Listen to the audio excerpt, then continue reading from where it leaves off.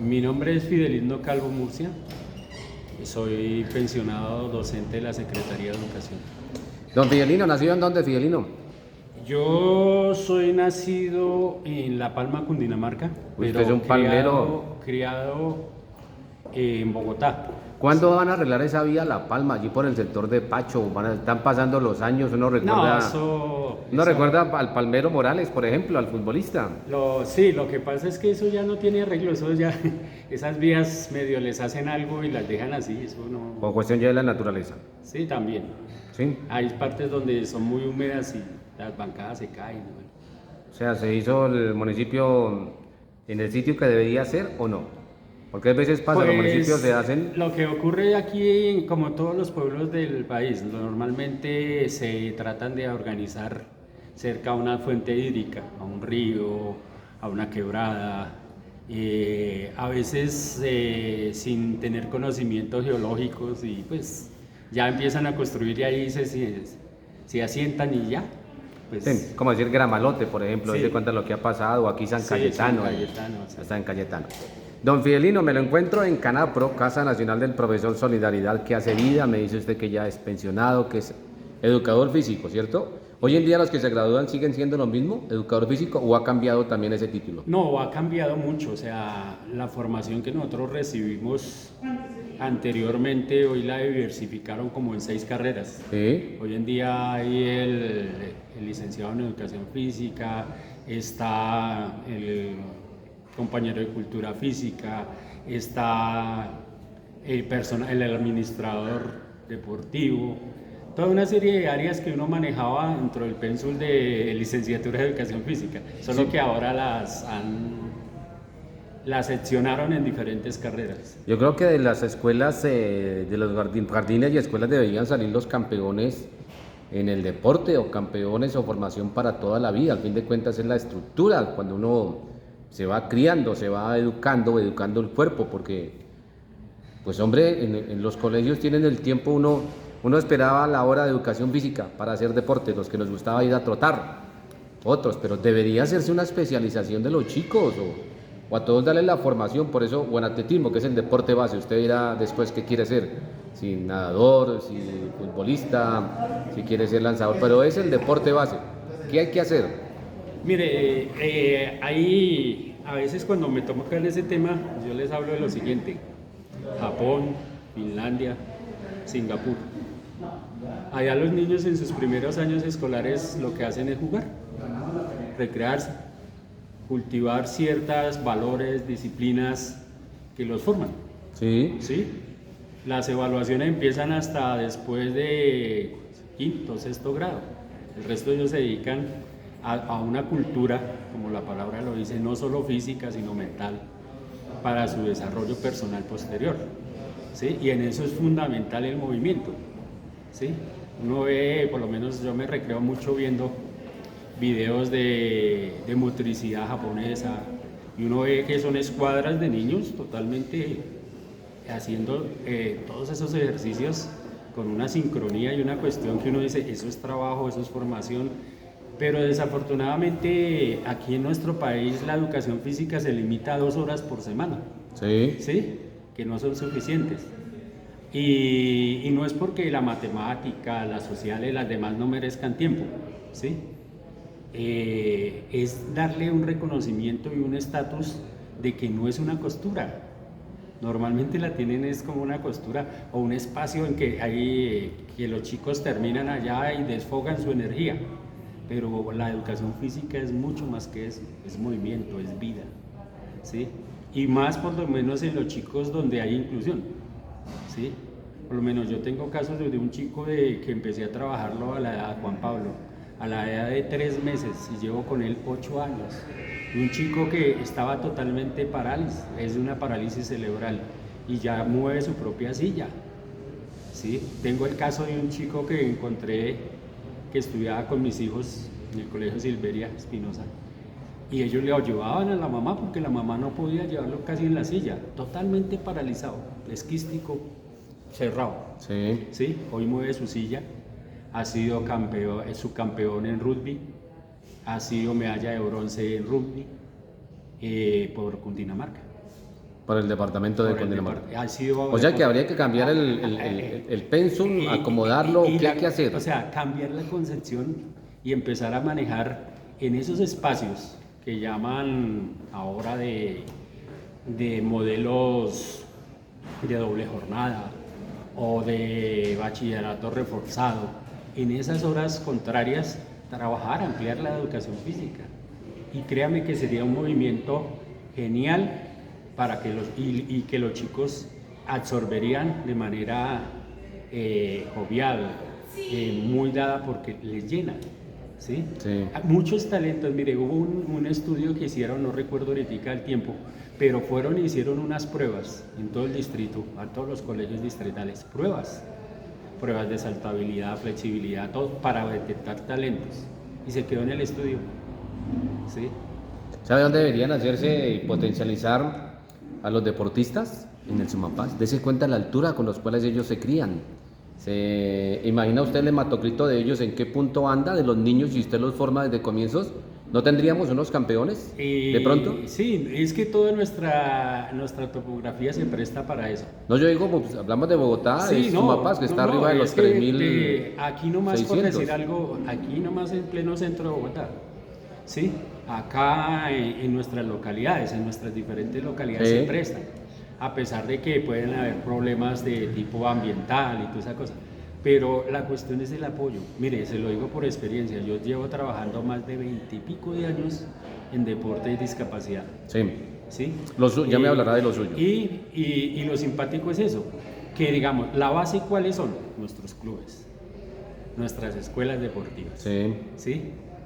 Y resulta que los dineros se mueven en lo alto. Abajo no llega nada. No. Los clubes tienen que sostenerse por sí mismos, pero nosotros nutrimos el sistema. Entonces, de nuestro club pueden salir 2, 3 deportistas de talla paralímpica, de dar medallas a nivel nacional e internacional. O talla olímpica, cualquiera de los dos. El club no se beneficia en nada.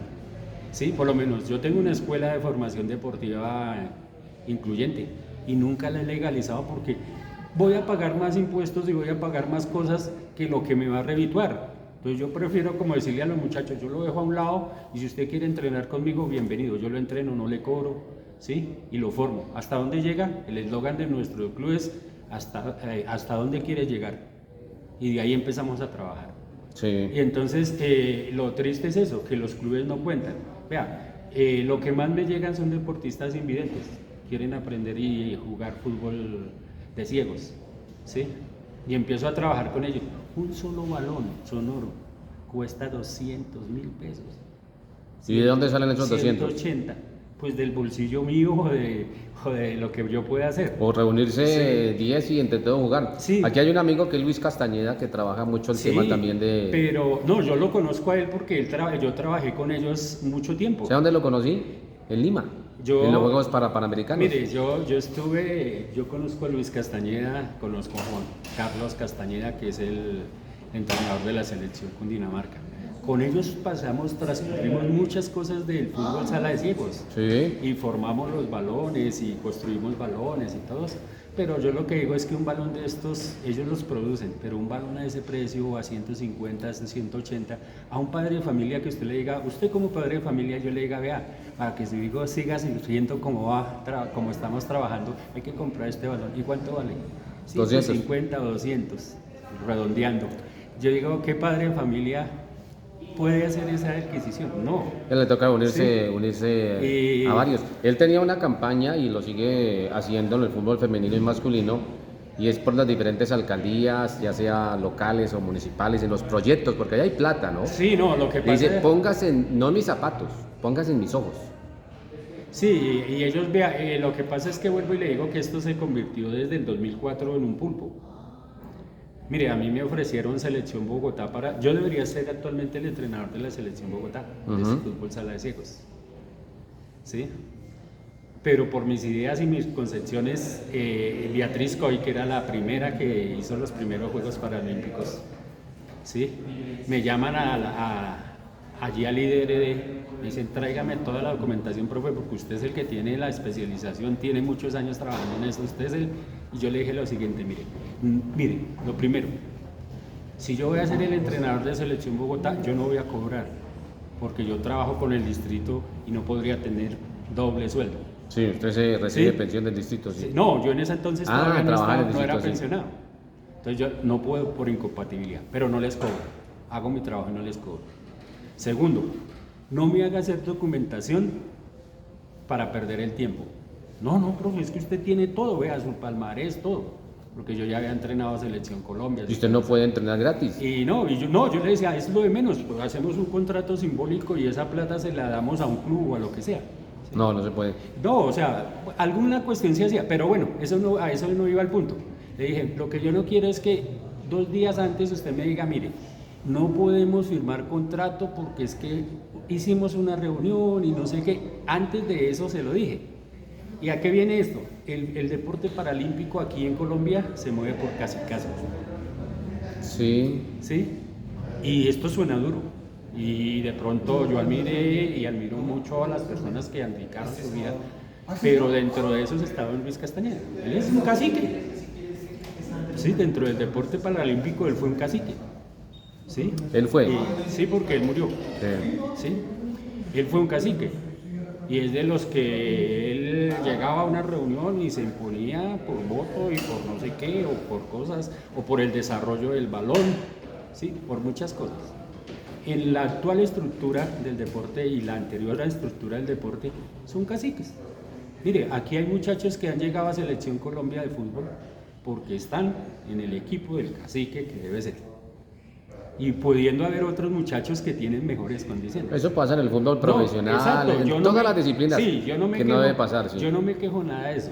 Sí, lo que yo no, o sea, lo que no acepto es que, digamos, muchas cosas de esos caciques perjudiquen el deporte paralímpico. Uno de esos caciques de turno en algún momento fue y acabó el Interclubes. Se acabó. Yo entré y le discutía a él, le decía, hermano, ¿usted cómo va a acabar la base? ¿Sí? Y la acabó. Y la acabó.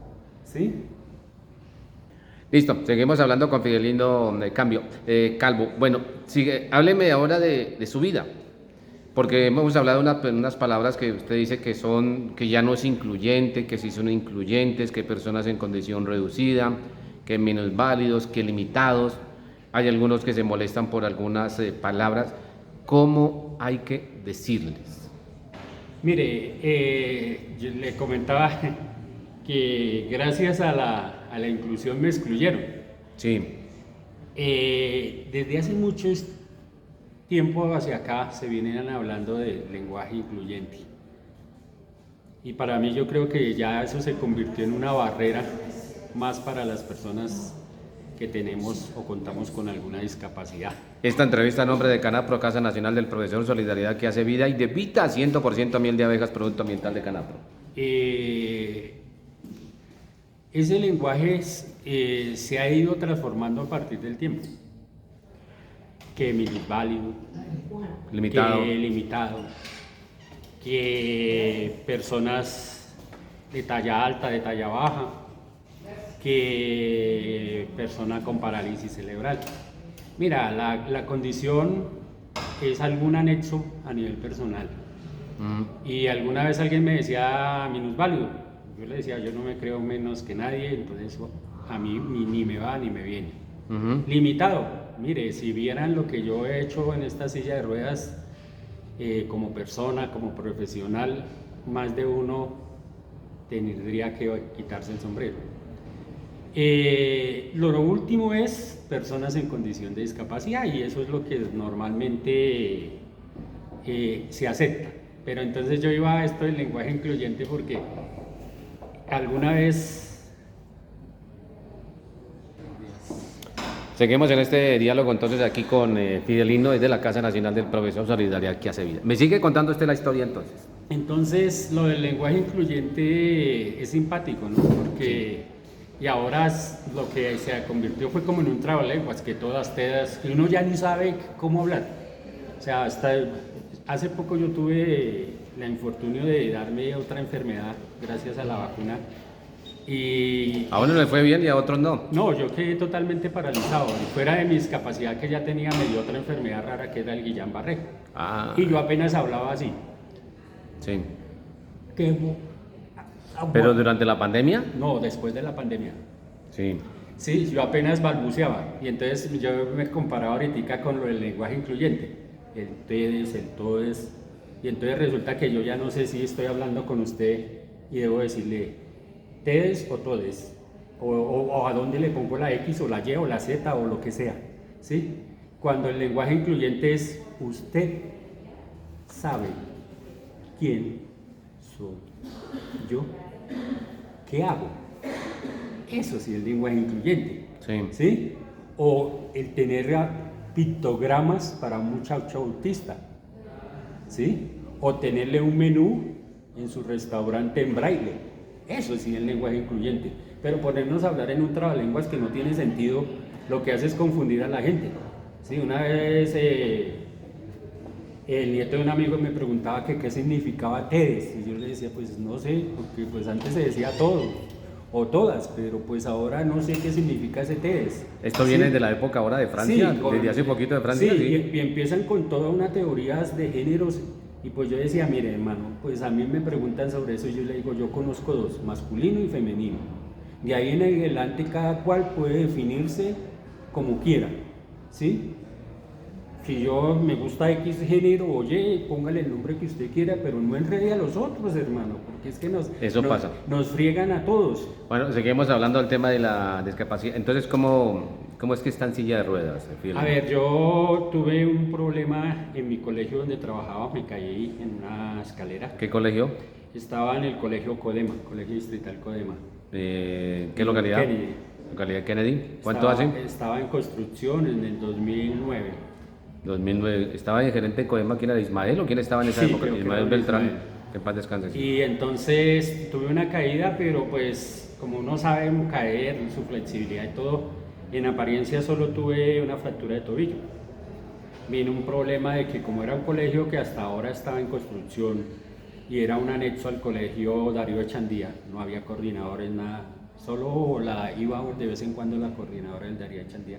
Entonces no hubo como me certificaran el accidente laboral, a pesar de que mis compañeros pasaron una carta certificando todo eso.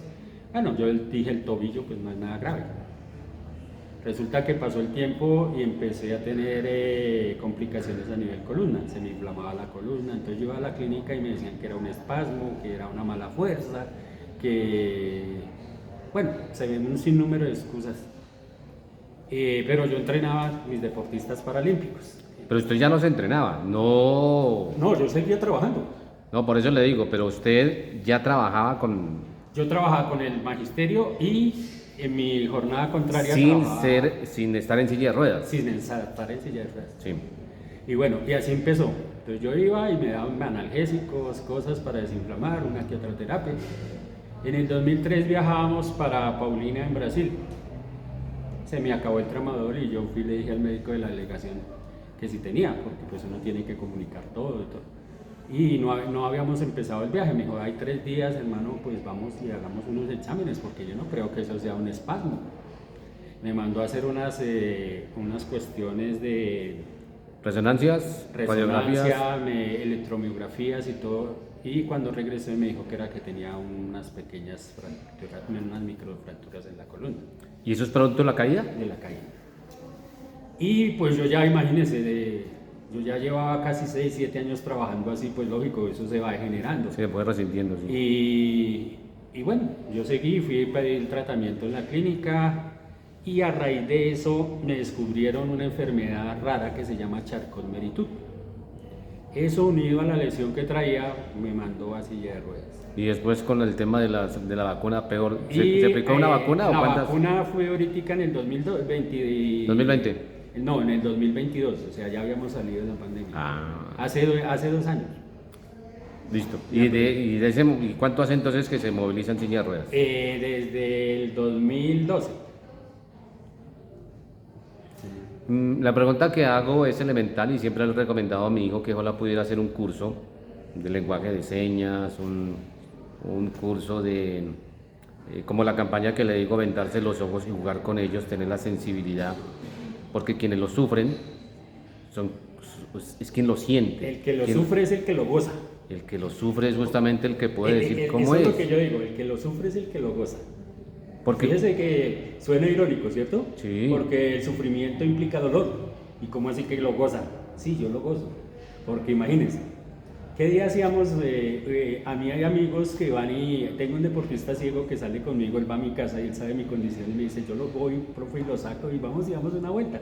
Porque como yo no puedo manipular mucho la silla, entonces me saca y nos fuimos. Vamos, llegamos a la estación de la San Diego. Así en el centro. Y fuimos a salir, intentaron hacer una rampa, pero son escalones. Por el otro lado lo mismo. Dijo, profe, grabemos un video aquí porque es que hay que denunciarlo. Es que aquí no hay ¿sí? inclusión. Hay que denunciarlo. Y lo hicimos en TikTok y tenemos como 17,000 vistos. ¿sí? Entonces yo le decía, vea cómo uno goza esto. Y él me decía, profe, pero es que esto no es de gozar, es de sufrir. Le digo, no, yo lo gozo porque uno se da cuenta en esto que es absurdo cómo no piensan en los demás, ¿sí? Pero porque no han sufrido en la familia ni tienen conocimiento del tema. Entonces yo le decía, a mí me gustaría tener aquí al ingeniero del IRUD o al ingeniero que está haciendo las obras y que se sentara, ¿sí? Y tratara de salir de la estación, ¿sí? Y ahí es donde yo gozo. O ver cómo a mí me madrean cuando me podía mover en mi silla bien por ir por la calle. ¿Sí? Súbale grande en triple, no sé qué, no sé cuánto, no sé qué. Yo, gracias, pero yo seguía, ¿sí? ¿Y por qué? Yo les decía, intente usted andar en su silla de ruedas en andenes que son disparejos, con perantes, rotos, con adoquines sueltos, con volardos en todo lado, ¿sí? Y no solo daña su silla, sino acaba con sus riñones. Cierto es también. Sí. Ahora, usted le dicen a uno, pero es que ella tiene una ciclorruta. Sí. Entonces usted empiece por la ciclorruta. Ah, pero hay más motos, hay más los taxis. Exacto, van las motos y en las entradas de la ciclorruta le colocan a usted un pequeño, es así de alto, Sí. para subir. Y usted dice, pero es que eso lo sube cualquiera. Hágalo usted en silla de ruedas. Estos días... Y no piensan en la condición que tenga la persona, porque es que dicen, se va en silla de ruedas, eso se impulsa y lo coge, pero es que no sabe qué discapacidad tenga la persona. Claro. ¿Sí? Entonces, por lo menos, uno sufre demasiado, y yo me he ganado, incluso una vez me sacaron un comparendo, porque iba por la calle, yo le dije, listo, yo lo tomo, ¿sí? Pero se lo dejo claro, yo voy y voy allá y lo voy a protestar. Y lo voy a protestar. Porque empezando, si ustedes saben, señora gente, yo sería el primero en el orden de ser agente de tránsito. Y merezco más respeto que el que va en el carro, que el que va en la silla, que el que va en la cicla. Yo puedo tomarme un carril. Y eso lo dice el Código de Tránsito. Porque esto es un vehículo, en este momento haga de cuenta que es una cicla. Si usted me va a multar, múlteme de pronto porque no llevo un casco. Pero por ir por la calle, no lo haga porque usted es el que va a hacer el ridículo allá.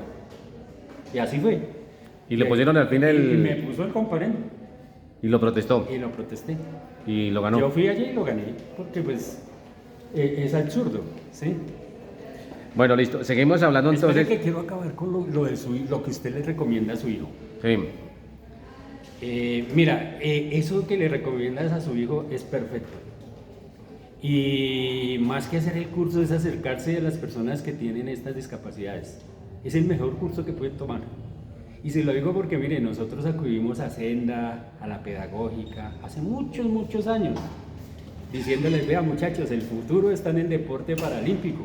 Hay que abrir una rama en las universidades, no una cátedra de 6 meses, sino ojalá un programa de 4 años de deporte y discapacidad, ¿sí? Porque hoy las universidades lo tratan así, por la tangentica, ¿sí? Y yo les decía eso ya, y eso teníamos esa vaina llena. Entonces la pregunta clásica, profe, ¿usted cuántos años es eso? No, yo llevo más de 15 años, el profe Peralta me involucró en esto y seguí en eso y ya me quedé ahí. Y entonces me decían, ¿y cuánto gana? No, pues ahorita estamos hablando de espacios para ustedes, para el futuro ser remunerados, no sé qué. Se desocuparon en los auditorios. Entonces, muchachos, si puede hacerlo, el mejor curso que puede tomar, el mejor braille que usted puede aprender, es con un ciego.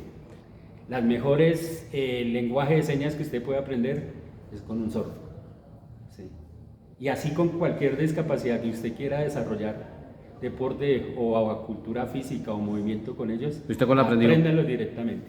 Yo sé braille, sé lenguaje de señas y trabajo pictografía. Bueno, trabajaba porque esos son dibujos y todo para trabajar con niños autistas. Con niños autistas. Me lo encuentro usted en Canapro, Casa Nacional del Profesor. Sí, señor, yo soy asociado de la cooperativa, una cooperativa que para mí es mi familia, y lo hablo así abiertamente. Para mí, desde el gerente, el administrativo, don Edison, don Oscar Herrera, Homero, todos aquí son como mis hermanos. Alonso, Para digo mí, también todos de... ellos son mi familia. Sí. Y suena, a veces algunos me oyen y me dicen, no, pero es que usted es un regalado, usted no. No, no es un regalado, es sencillamente ese amor y esa lealtad a personas que a uno le han dado, le han aportado, no solo en su cuestión, digamos, solidaria a nivel de créditos, préstamos, sino a nivel de vida. Pero está hablando usted de un convenio, de pronto, ¿cuál es el que tiene con el Canapro? Con ellos. Yo tengo un proyecto que se llama Formación Deportiva para Personas con en condición de discapacidad en Puente Aranda. Sí, localidad 16. Sí, localidad 16, exactamente en el barrio La Pradera. Uh-huh. Allá, como yo le decía, yo inicialmente traté de tener una escuela de inclusión, donde llegaran diferentes, y traté de hacer convenios con la alcaldía con el proyecto 740, que es un proyecto que ellos dan bonos alimenticios. Entonces yo fui y hablé allá para que dentro de esos a ellos les hacen reuniones mensuales antes de entregar el bono de psicología, de una cosa. Hablé con la psicóloga para que me dejara dar deporte, pero entonces hay la tendencia de que llegué allá, y las primeras veces fueron, y a la tercera ya me pedían refrigerio, me pedían uniformes, pues cosas que no era el propósito, o no se tenía con qué hacerlo. Entonces allá me llegan deportistas porque conocen mi trayectoria como entrenador deportivo, y llegan a que los entrenen. Entonces pues yo los albergo dentro de ese proyecto y empezamos a trabajar. ¿Sigue el proyecto? El proyecto sigue. ¿Es de Canapro? Es de Canapro, sí.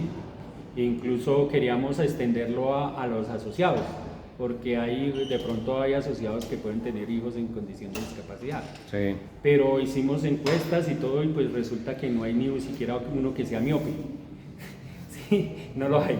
Entonces, pero... Gracias a Dios. Pero sí, gracias a Dios, o gracias a que todavía nos da como pena saber que nuestros hijos puedan padecer alguna discapacidad. Entonces es como todavía de esconder, Es como una pobreza oculta que la hay, ¿cierto? Así que estrato 4, 5, 6. Pero la gente sí, en pandemia, en pobreza oculta, estratos 4, 5, 6. Un mercado, listo, se lo recibo, pero hay que firmar acá, no me ve nada. Mire, usted menciona eso, por decir algo. Yo en estos momentos estoy en una situación dura por eso. Porque yo si no, usted me dice, vea, lo invito a almorzar, hermano, gracias porque no tengo. ¿Sí? Sigue recibiendo la pensión, sí, yo pero no alcanza. Mi pensión. Pero entonces yo sí, como hijo de campesino, uno es directo. Al que le tienen que decir las cosas, se las dice, y al pan, pan, al vino, vino. Y llega uno y la escuelita y esto, por lo menos yo tuve la oportunidad de que me llegaron 2 franceses y los albergué en el proyecto de Canapro. Vinieron a entrenar y estuvieron entrenando 3 meses conmigo. Sí. Y regresaron a su país. Y ahora me dicen que hay posibilidades de que vienen, que si vuelvo a tenerlos. Y pues digamos, esa es otra de las dificultades que ha tenido el proyecto. Pues nunca han faltado chicos, pero prácticamente es un trabajo personalizado. Llegan 2, llegan 3, llegan 4. Listo, ya casi cerrando, le voy solamente estos 2 ejemplos, un tema, voy a decir la palabra de inclusión o no.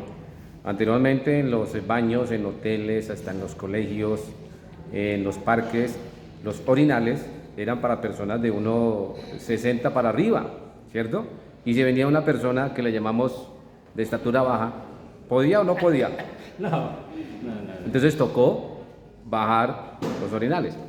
Y lo segundo se lo aprendí también a una candidata a concejala de Cajicá, porque hoy en día los mandatarios dicen vamos a tener mejoramiento de vivienda en nuestros proyectos, ¿no? En nuestro presupuesto, plan de desarrollo, que es arreglarle la ventana, pintarle, arreglarle la pintura, es arreglarle una teja, una puerta. Y me decía la concejala, me dice, no, yo tengo a mi hijo en condición de discapacidad también y yo le adapté la casa a él. A sus condiciones. El baño, las escaleras, la nevera, el escritorio, se lo adapté a él. Eso es lo que tiene un tema de comprensión, por eso le digo que en carne propia, como el vallenato, sí, lo que hablábamos ahora, de entenderlos. De resto, la gente como no lo ha sentido, sí, no sabe qué es eso. Es simpático, mire una cuestión tan elemental. Usted saca a su mascota. Sí. Hizo sus necesidades, no recogió. Pero yo voy con mi silla. Ah. ¿Se me entiende? O no deja ver el taxista que le dice, lo llevo a usted, pero a la silla no. Y cosas, o sea, le puedo mencionar cosas tan simpáticas. Mire, hay puentes de Transmilenio que lo hicieron en caracol. Trate usted de subir en una silla de ruedas, llega aquí, hace el caracol bien, pero acá usted tiene que hacer redoblar el esfuerzo, ¿sí? Hay puentes que los hicieron con repechos. Gentes que deberían ser planos los hicieron con repechos. Ahí se necesita una ayuda. ¿Ustedes se ofenden cuando uno dice les ayudo? No. Digamos, ningún ciego, ninguna persona en condición de discapacidad se niega a la ayuda, la agradece. Lo que pasa es que de pronto es la forma, ¿cierto? Usted es ciego y yo llego y lo cojo. Usted es ciego y yo llego y lo cojo y lo de la mano y le digo, camine y lo paso. Ah, no, ¿sí? Usted tiene que colocar el hombro y él coloca... O el codo. Él coloca... Pero entonces esa cultura tan básica ciudadana no la conoce la mayoría. Él coloca la mano en el hombro. El codo o acá. Sí. ¿Sí? Pero entonces la mayoría de las personas no conocen eso. O llega el ciego, me hace un favor y me da un café con leche y se lo pasan en un desechable hirviendo. Vea señora, ahí está, se lo pasan directo a la mano. ¿Sí? O el caso de uno, está uno ahí, va a subir la rampa y resulta que uno baja a veces por seguridad, algunos bajan de espalda. Sí, lo he visto, escaleras eléctricas y demás. Hay algunos que lo vuelven y lo suben. ¿Sí? Entonces yo les decía, a eso es lo que molesta. Oiga señor, si se acercan a uno y le dicen, oiga, ¿necesita alguna ayuda? ¿Le puedo ayudar? Entonces uno determina, sí señor, gracias. Pero entonces es como a la fuerza, ¿no? Venga, yo lo ayudo, yo lo paso, ¿sí? Y si es sordo es peor, porque él va a pasar o algo y él espera es que la persona le haga la seña, le diga va a pasar o qué va a hacer, ¿sí? Y pues queda nulo, o sea, dice, bueno, yo voy para allá, pero él me quiere llevar para el otro lado, ¿sí? Y es simpático, y por decir algo, mire, uno sufre. Ahora usted llegue a los sitios, a los parqueaderos que tienen el logo de discapacidad. ¿Ocupados? Ocupados, yo me he dado el lujo a veces de esperar hasta 2, 3 horas para ver si realmente la persona que se hizo ahí es discapacitada. Y alguna vez me decían, pero usted qué hace. No solo por hacer un experimento. Llega el tipo, normal, se subió a su carro, me le acerco y le digo, hermano, pero es que ese sitio está destinado a... Hermano, no había más. Pero es que si no más, eso no tiene derechos. ¿Cómo se sube usted al Transmilenio y el sitio para las personas en condición de discapacidad siempre permanece ocupado porque es más espacioso, de pronto tiene un cojín? Pero eso lo aprendí en los Juegos Olímpicos en Brasil, en Río. Había un especial sitio para las personas en condición de discapacidad y permanecía a veces solo. Es que debe seguir. Sí, si no hay nadie, solo. Es que mire, usted súbase con una persona, una silla normal, hora pico. Hermano, ahí usted le da las 6, 7, 8 de la noche para poderse subir a un Transmilenio.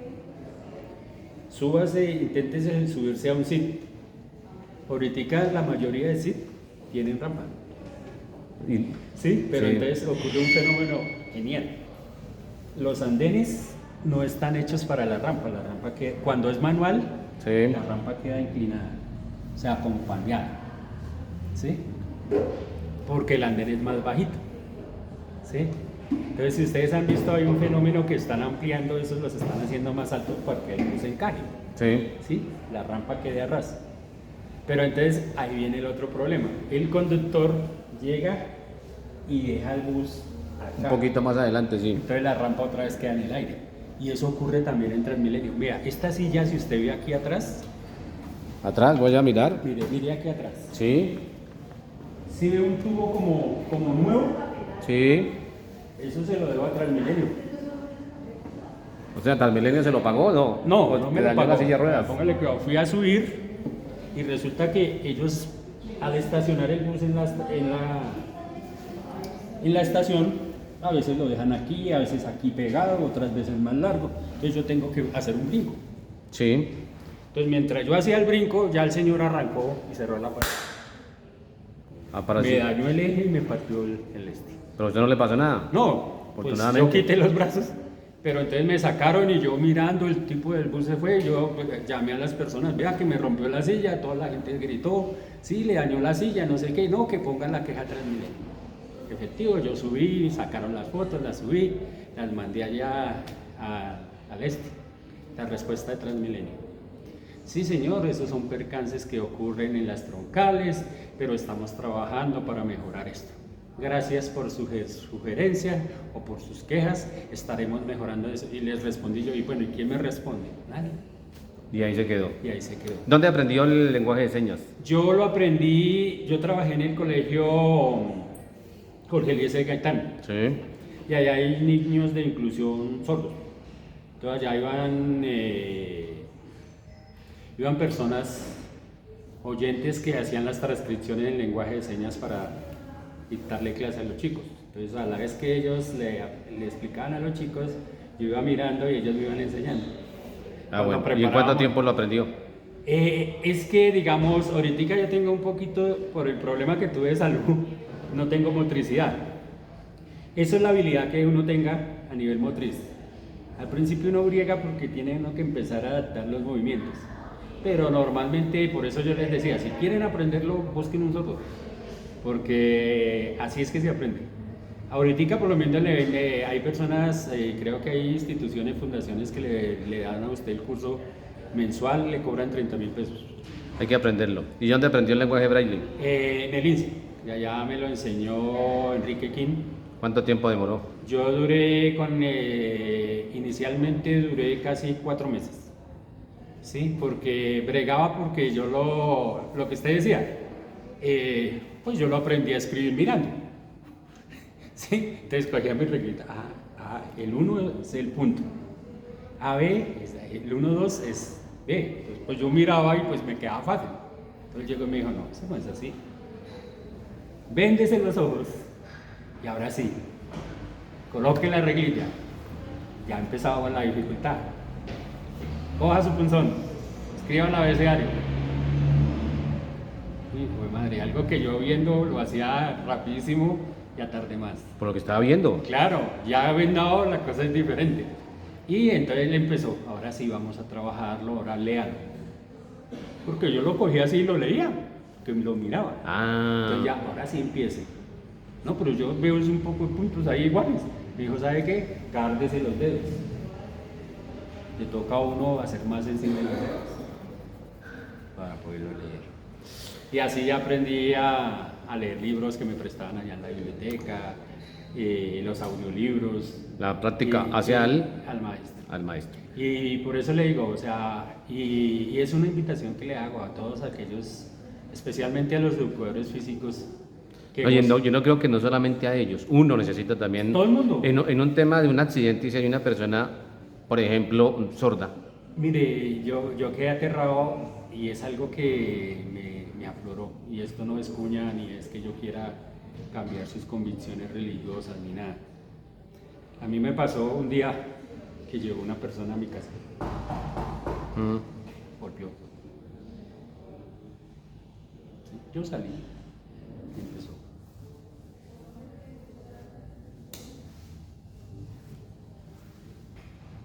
Yo lo escuchaba, lo leía y terminé dándole las gracias. así dicen las gracias, así. Gracias. Sí. Y aplaudiéndolo. Y al tipo se le desgranaron las lágrimas y me abrazó. Pues el Señor era un testigo de Jehová y me estaba predicando. Ah, Y me abrazó y luego me comunicaba y me decía que él salía a predicar y así la gente le cerrara la puerta, él lo hacía. Y que había sido la primera vez que alguien le había respondido. Que a él no le importaba si lo insultaban o le cerraban la puerta, sino que lo escucharan, su mensaje. Y entonces me puse yo a averiguar con él. Y tienen un centro donde hay muchachos sordos que van y estudian la Biblia, que trabajan la Biblia y luego salen a predicar la Biblia a sus congéneres, a las personas sordas y al que quiera escucharlos que sepa el lenguaje. Entonces con este tipo de personas, con deportistas, con personas del común que dominan ese lenguaje, a ellos es que tenemos que acercarnos, porque ellos son los huérfanos de esta sociedad. Ellos son los aislados de la sociedad, ellos son los excluidos dentro de la inclusión de esta sociedad. Él es el que necesita llegar a una panadería y decirle, mire, quiero 1000 de pan, sí, quiero 1000 roscones, sí, y que el panadero lo entienda. claro. Sí, porque él llega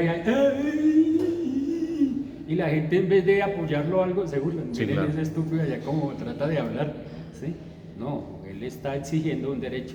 Y yo digo, ese lenguaje de señas debería ser otro idioma en nuestro país. ¿Cómo es el saludo? Pues hay muchos, digamos, hola. Sí.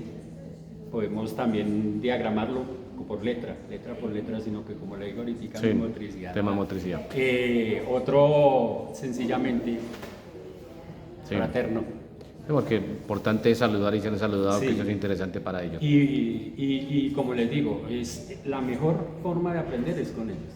Listo, un mensaje de cierre que nos diga aquí en nuestro programa. Pues lo más hermoso de la vida es ser guerrero, disfrutar la vida, el movimiento, o sea, el movimiento es la esencia de todo. Y desde el niño hasta el adulto mayor, ¿sí? Y aún así no lo entendemos, ¿sí? Porque ya si él es un adulto mayor, lo restringimos a su casa, cuando está en una etapa de volver a ser niño, volver a jugar, ¿sí? Por eso es que si ustedes, aquellos afortunados que tienen nietos, ¿sí? Aquellos afortunados que tienen nietos y sus hijos le dicen, no, pero es que mi papá malcría a los nietos. No, no los está malcriando. Su papá está disfrutando de sus nietos, está volviendo a ser niño con sus nietos, está gozando la vida.